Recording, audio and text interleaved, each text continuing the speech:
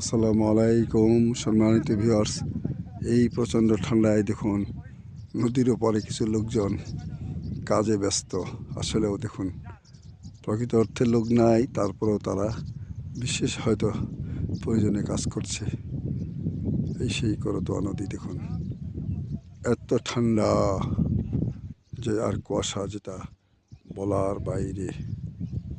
সম্মানিত বন্ধুরা, আপনারা লেপের নিচে বসে বসে দেখুন নদীর চিত্র। নদীতে লোকজন বেড়াচ্ছে দেখুন, তারা কাজে, হয়তোবা বালি উত্তোলন করবে কিংবা পাথর উত্তোলন করবে, এই কাজে তারা ব্যস্ত।